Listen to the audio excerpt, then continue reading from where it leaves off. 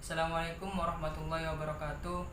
Kami dari kelompok 4 akan mempresentasikan judul makalah yang ada di samping, yaitu pembelajaran dan kognisi dalam area isi. Kelompok kami yang beranggota yaitu Ibnu Abisina, Nur Muhyiddin, dan saya Fajar Mubarok. Pengertian pengetahuan ahli. Pengetahuan ahli berarti yang unggul dalam isi materi dari suatu pembelajaran atau disiplin ilmu tertentu. Selanjutnya yaitu pengetahuan isi pedagogis.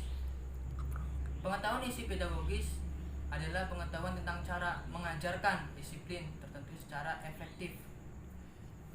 Pengetahuan konten pedagogis dalam pembelajaran sains sangat penting ditinjau dari konteks awal wacana para saintis hingga menjadi eksplanasi pedagogis.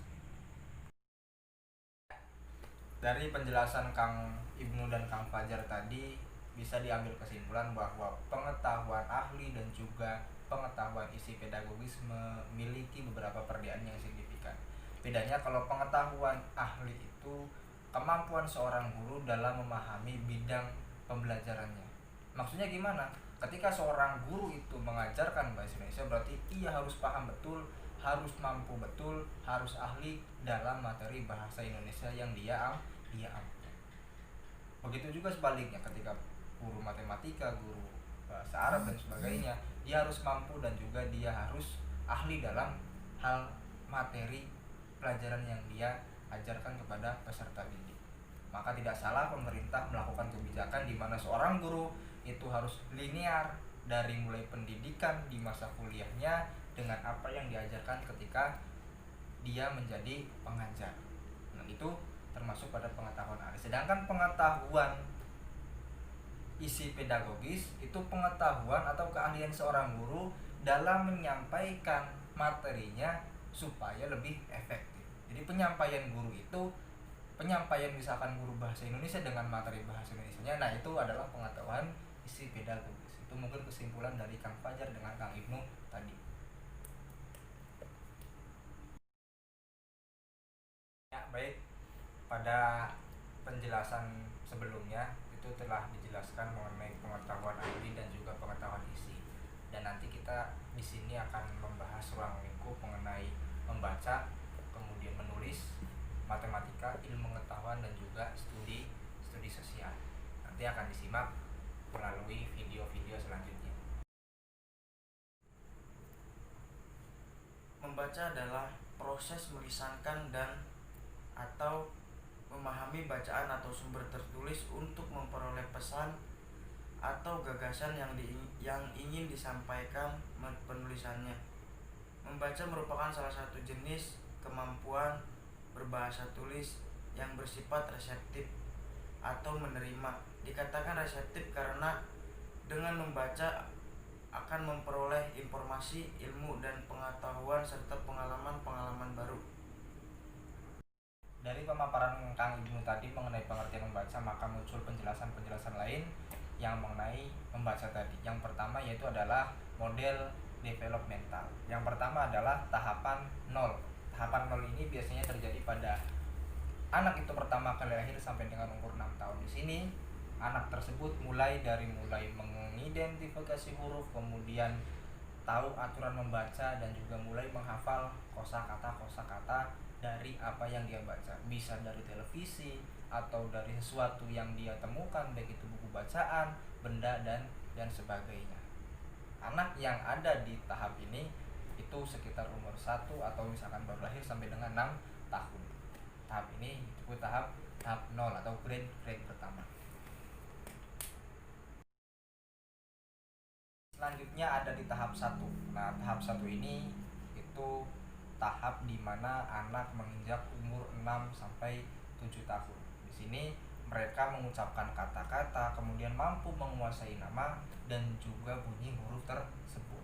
Berarti anak ini sudah melakukan perkembangan dari yang tadinya hanya menghafal, kemudian tahu aturan membaca, kini mereka sudah mengenal sampai dengan bunyi huruf tersebut. Bahkan nama-nama dan kosakata juga mereka sudah menguasai banyak dari apa yang mereka baca.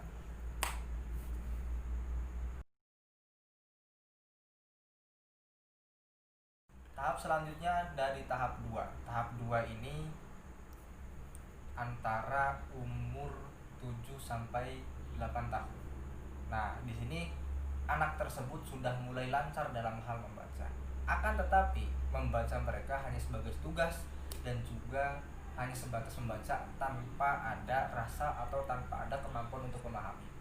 Tenaga mereka, energi mereka itu disibukkan dengan tugas membaca sampai akhirnya mereka tidak punya waktu dan tidak punya kesempatan untuk memahami apa yang mereka baca. Jadi pada tahap 7-8 ini anak lancar membaca tapi masih belum ada rasa atau masih belum punya kemampuan untuk memahami apa yang mereka baca. Jadi hanya sebatas membaca saja.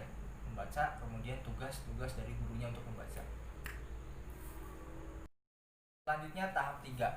Tahap 3 ini antara umur 9 sampai 13 tahun. Pada tahap ketiga ini anak atau peserta didik sudah mampu dalam hal sedikit memahami apa yang mereka baca. Tetapi mereka masih kesulitan karena memang tahap ini adalah tahap awal mereka mengenal bahwa apa yang mereka baca itu harus mereka pahami. Sehingga dalam tahap ini si anak masih sedikit kesulitan dalam hal memahami. Tapi dari tahap ini perkembangan dalam memahami teks dan juga memahami apa yang mereka baca sudah mulai muncul dan sudah mulai mereka kembangkan. Tahap selanjutnya yaitu tahap terakhir, tahap 4. Tahap 4 ini kisaran umur 15 tahun ke atas, di mana anak atau peserta didik pada tahap ini sudah mampu dan kompeten dalam hal memahami apa yang mereka baca.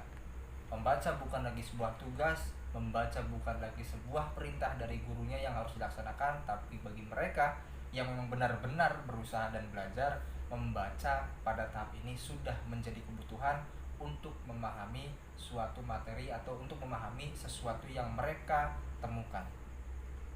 Membaca dan juga memahami sudah seimbang. Artinya apapun yang mereka baca itulah yang mereka pahami seharusnya, baik itu membaca sebagai hiburan atau membaca sebagai suatu pelajaran. Jadi tahap ini sudah kompeten 15 tahun ke atas.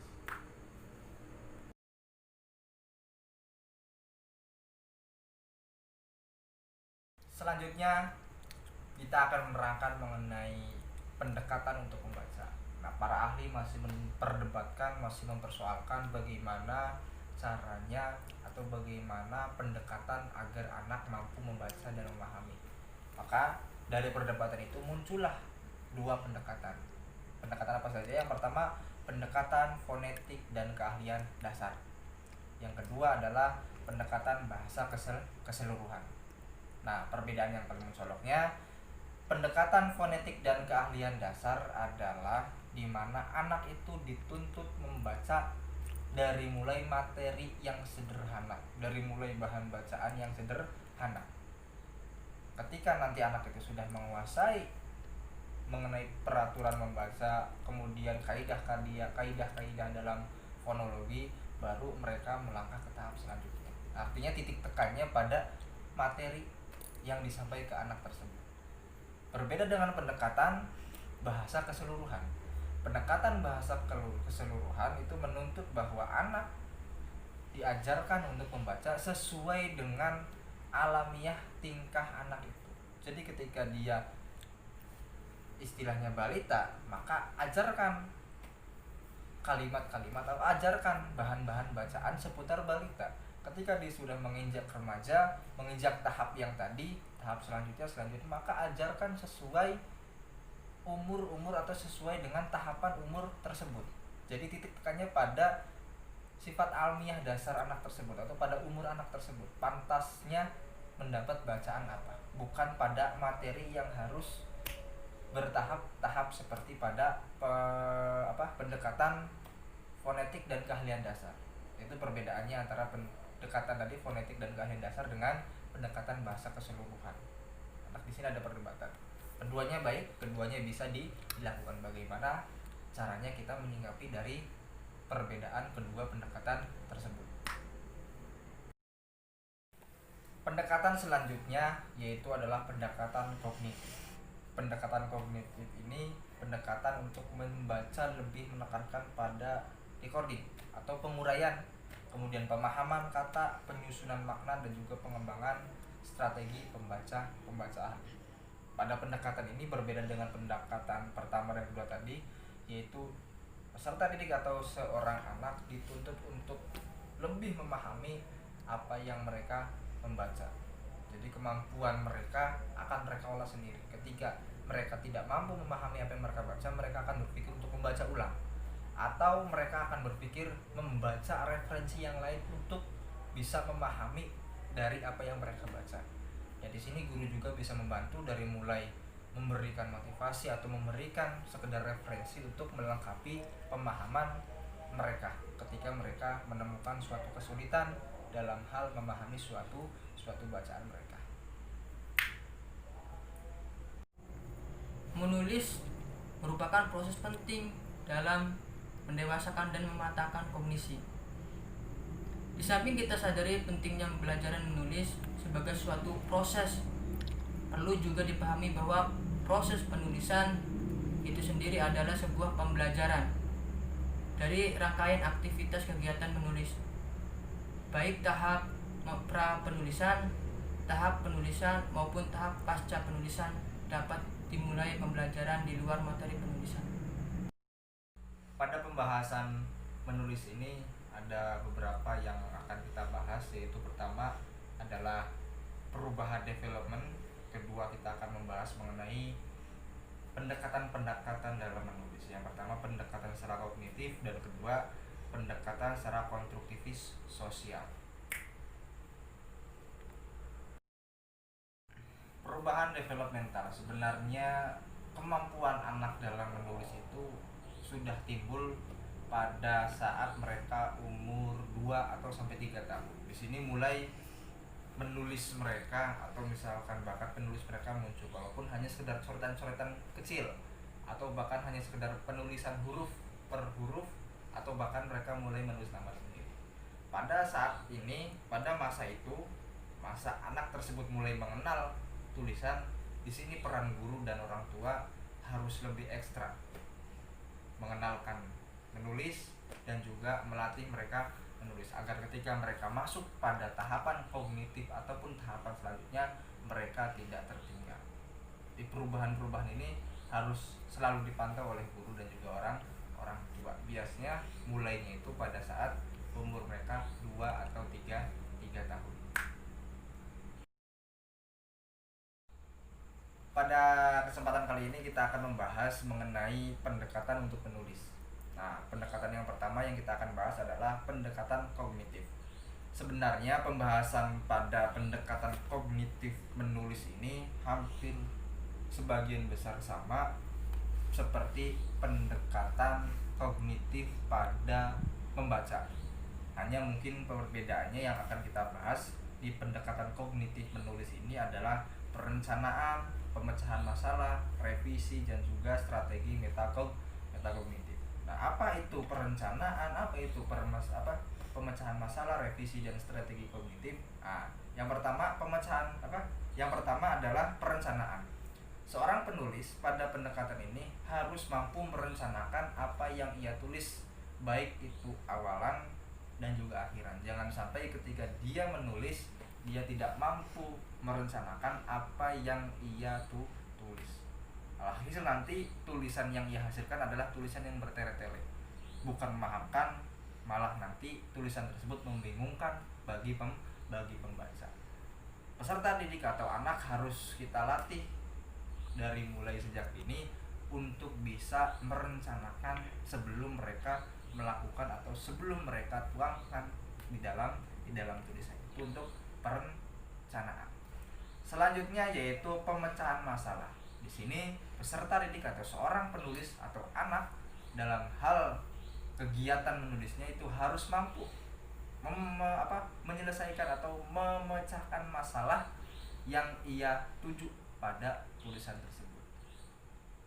Dari perencanaan awal kemudian sampai akhir, dia harus mampu memecahkan masalah yang dimana tulisan itu ia buat. Jangan sampai ketika orang membaca tulisannya akan tetapi permasalahan tersebut belum bisa diselesaikan atau materi yang ingin disampaikan tidak terpenuhi. Dia ingin menjelaskan mengenai A dengan tulisannya, maka bagaimanapun caranya tulisannya itu harus mampu menjelaskan si pendengar atau si pembaca agar bisa memahami materi A tersebut. Itu mengenai pemecahan masalah. Selanjutnya adalah revisi. Revisi adalah perbaikan atau pengecekan kembali apa yang telah ia tulis. Nah, biasanya revisi ini dari data yang saya baca mengenai revisi di sini itu sering dilakukan atau semakin mungkin dilakukan oleh mereka-mereka yang mempunyai jam terbang atau istilahnya banyak sering melakukan penulisan. Artinya mereka-mereka yang sudah lama berkecimpung dalam dunia penulis, maka mereka itu banyak melakukan revisi atau pengecekan kembali pada tulisan dibandingkan dengan mereka penulis muda yang belum berpengalaman. Biasanya jarang sekali melakukan revisi pada tulisannya. Kemudian selanjutnya adalah tahap kognitif. Nah, pada tahap kognitif ini metakognitif ini kita dituntut dalam hal pengetahuan penulisan kita. Kita harus mampu mencurahkan atau menuangkan pengetahuan kita yang ada dalam diri kita, yang ada dalam pikiran kita pada tulisan tersebut. Bahkan ada sebuah studi di sini ketika 10 sampai 14 tahun murid-murid yang ada di umur 10 sampai 14 tahun itu dituntut menulis sebuah paper. Kemudian dia dituntut untuk menarik perhatian murid-murid seusia mereka dengan tulisan mereka. Mereka banyak yang tidak bisa. Kenapa demikian? Karena mereka itu tidak mampu menjalankan tahap-tahap sebelumnya. Artinya perencanaan mereka kurang, kemudian pemecahan masalah mereka tidak ahli, akhirnya tulisan mereka itu tidak berbobot. Akhirnya tidak menjadi menarik bagi pembaca atau bagi teman-teman sekitarnya. Nah, di sini pada tahap metakognitif ini kita harus mampu menuangkan ilmu pengetahuan kita, pemahaman kita pada hal yang kita sehingga hasil dari tulisan kita adalah tulisan yang berbobot dan juga tulisan yang penuh dengan pengetahuan.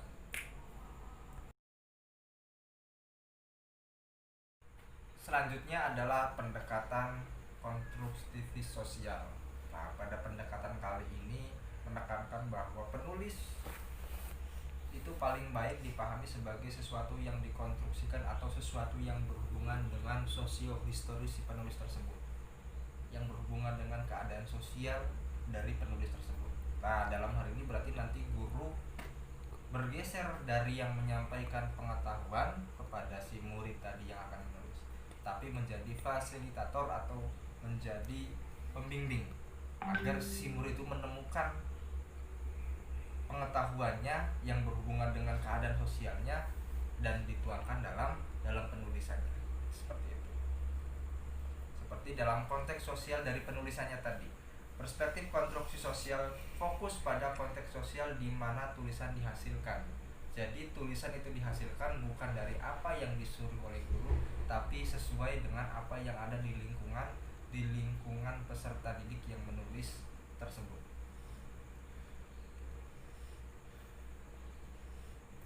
Kemudian penulisan bermakna dan konferensi guru murid.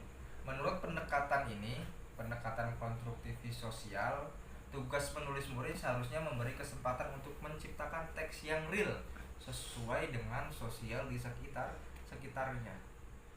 Bukan dari apa yang disuruh guru ataupun apa yang diperintahkan oleh guru. Bisa juga dengan kolaborasi teman sebaya. Saat bekerja dalam kelompok, penulis menjalani proses penelitian, kemudian klarifikasi dan juga kolaborasi yang merupakan aspek-aspek penting dalam penulisan yang baik. Jadi tulisan yang dihasilkan oleh anak tadi atau tulisan yang dihasilkan oleh peserta didik itu sesuai dengan apa yang dia rasakan, sesuai dengan apa yang dia lihat di sekitarnya, dan dibantu dengan pengetahuan yang dia miliki. Jadi tidak terikat dengan guru yang memberi ilmu pengetahuan. Itu pendekatan yang bisa juga koneksi sekolah, keluarga, dan teman hubungannya. Dalam sebuah upaya, guru didorong untuk mengenali eksistensi dan kekayaan di komunikasi di sekitar sekolah dan kemudian mengintegrasikan ke dalam konteks sekolah. Gitu. Seperti analisa tentang bagaimana pengetahuan ditransmisikan di dalam rumah tangga di komunitas, kemudian laboratorium selepas sekolah di mana guru dan murid menggunakan metode membaca dan menulis yang sama dengan yang dipakai dalam lingkungan murid, bukan yang dipakai di sekolah. Intinya mah dari pendekatan secara konstruktivis sosial ini, pokoknya penulis itu menulis sesuai dengan keadaan sosialnya, tidak sesuai dengan ilmu pengetahuan yang dia miliki. Tapi tetap ilmu pengetahuan yang dimiliki menjadi penunjang, tapi titik tekannya hasil dari tulisan itu sesuai dengan keadaan sekitarnya, atau sesuai dengan yang apa atau yang ia lihat. Gitu. Inti dari tadi pendekatan konstruktivis sosial ini. Kita akan membahas tentang matematika yang di dalamnya mencakup 1. Tahap pembelajaran dalam matematika, 2. Proses kognitif, 3. Beberapa prinsip konstruktivis, 4. Pengajaran teknologi dan matematika. Selanjutnya, pembahasan yang pertama pada matematika adalah tahap pembelajaran matematika. Nah, pada tahap ini dibagi menjadi 4. Ada tahap pra-TK sampai kelas 2, kemudian kelas 3 sampai kelas 5 pada tahap keduanya. Tahap ketiga adalah kelas 6 sampai kelas 8, sekolah menengah pertama ataupun MTS, dan yang keempat adalah kelas 9 sampai kelas 12 dan seterusnya. Nah, pada tahap pra-TK sampai kelas 2, nah, bisa dilihat mungkin di samping gambarnya, yaitu tahap di mana sistem numerisasi berbasis 10. Jadi di sini pada tahap ini peserta didik atau anak dikenalkan nomor-nomor atau dikenalkan angka-angka tadi, numerisasi yang berbasis 10, hanya pengenalan saja. Kemudian tahap kedua, tahap kelas 3 sampai kelas 5. Pada tahap ini penilaian multiplikatif, tahap kedua dalam tahap pembelajaran matematika yaitu pada kelas 3 sampai kelas 5, di mana pada tahap ini mulai mengenal mengenai penilaian multiplikatif, kemudian evaluasi dan juga kelancaran perhitungan. Jadi sedikit meningkat dari tahap pertama yang hanya mengenal perhitungan berbasis 10 tadi, berbasis angka yang sekitar 10. Kemudian ketiga adalah kelas 6 sampai kelas 8. Di sini mulai peserta didik atau anak mulai pengenalan matematis, aljabar dan geometri, dan juga mengenai manfaat dari pembelajaran tersebut di kehidupan sehari-hari. Jadi pada tahap ini kelas 6 sampai kelas 8 SD, SMP atau sanawiyah itu peserta didik dan juga anak mulai dikenali penalaran dari aljabar dan geometri dan juga manfaatnya dalam kehidupan. Tahap selanjutnya, tahap terakhir, yaitu kelas 9 sampai kelas 12 dan ke atas. Di sini peserta didik anak itu sudah mulai diajarkan mengenai hubungan aljabar, geometri, statistik dan juga matematika khusus, dan lebih ditekankan manfaat dari pembelajaran tersebut di kehidupan sehari-hari. Alhasil, matematika tidak hanya dipelajari dalam bangku sekolah, tetapi matematika dapat mampu diimplementasikan dalam kehidupan sehari-hari peserta didik. Nah, sekarang selanjutnya akan menjelaskan tentang proses kognitif. Nah, di sini anak harus memahami tentang pemahaman konseptual. Yang kedua, si anak harus memahami kepastian prosedural. Yang ketiga, si anak harus memahami organisasi pengetahuan yang efektif. Yang keempat, si anak harus memahami strategi metakognitif. Nah, intinya proses kognitif ini sama dengan proses kognitif yang sebelumnya, menulis sama membaca. Selanjutnya yang akan kita jelaskan adalah pendidikan ilmu pengetahuan. Di sini pendidikan ilmu pengetahuan seringkali dimaksudkan untuk mengidentifikasi hubungan sebab akibat ataupun kausalitas. Seperti ilmuwan, anak-anak sering menekankan mekanisme sebab akibat. Namun anak-anak menghadapi kesulitan lebih besar dalam memisahkan teori mereka dengan bukti yang mereka dapatkan. Nah, pada pendidikan ilmu pengetahuan ini yang ditekankan adalah membantu anak atau membantu murid atau membantu peserta didik untuk mengatasi kesalahan konsepsi dalam ilmu pengetahuan, dari mulai memperkenalkan demonstrasi, kemudian diskusi, demonstrasi dengan teman, dengan memprediksi hasilnya, dan juga nanti prakteknya. Itu titik tekan atau apa yang ada di ruang lingkup pendidikan ilmu pengetahuan. Selanjutnya, strategi pengajaran konstruktivis hampir sama juga seperti bab-bab selanjutnya. Di sini sub-subnya mungkin menjelajahi masalah ilmu pengetahuan sehari-hari, kemudian aktivitas yang membantu murid mempelajari cara ilmu pengetahuan, kemudian menjelajahi daerah yang kaya dengan materi ilmu pengetahuan pembelajarannya. Kemudian konteks sosial dan ilmu pengetahuan itu diajari. Ini untuk strategi pengajaran konstruktivis.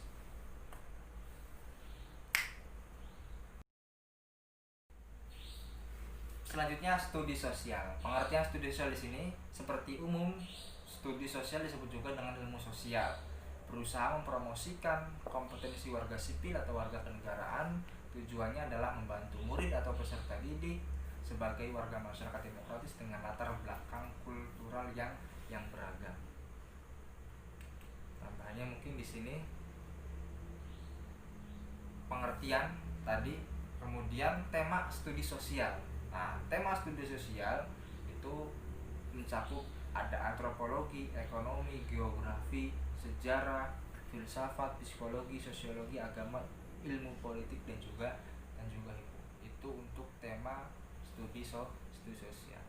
Kemudian untuk pendekatan konstruktivisnya, itu yang pertama adalah memperbanyak pemahaman arti dan juga pemikiran kritis mengenai nilai-nilai, dan yang terakhir penyelidikan berkelanjutan pada sedikit topik penting daripada melakukan banyak topik secara dangkal. Itu untuk pendekatan konstruktivis di studi sosial.